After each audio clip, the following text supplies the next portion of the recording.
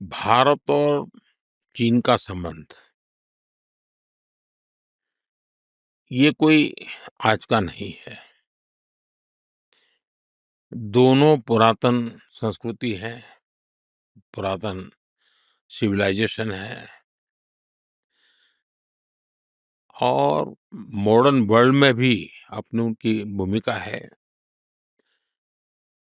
आप अगर पुराने रिकॉर्ड देखेंगे, सदियों तक चीन और भारत एक-दूसरे से सीखते रहे हैं और दोनों मिलकर के दुनिया की भलाई के लिए कोई न कोई कंट्रीब्यूट करते रहे। ग्लोबल क पुराने जो रिकॉर्ड्स हैं कहते हैं कि दुनिया का जो जीडीपी का था, उसका 50% से ज़्यादा अकेले भारत और चीन का हुआ करता था। इतना बड़ा कंट्रीब्यूशन भारत का रहा।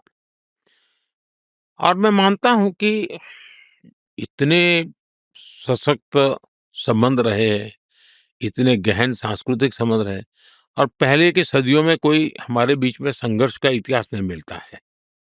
हमेशा एक-दूसरे से सीखना, एक-दूसरे को जानने का ही रहा है। और बुद्ध का प्रभाव किसी ज़माने में तो चाइना में काफ़ी था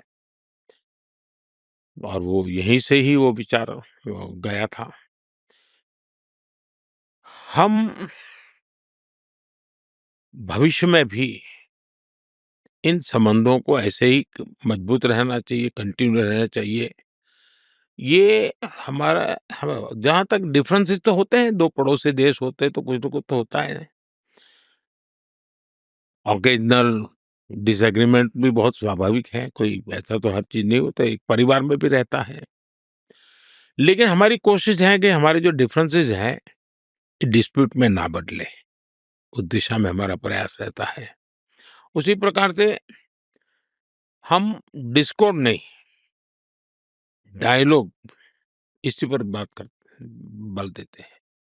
तभी जाकर के एक स्टेबल कोऑपरेटिव रिलेशनशिप और दोनों ही देशों के लिए बेस्ट इंटरेस्ट में है।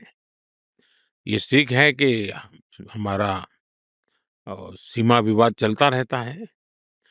तो 2020 में जो सीमा पर जो घटनाएँ घटी, उसके कारण हमारे बीच स्थितियाँ काफ़ी दूरी की बन गई।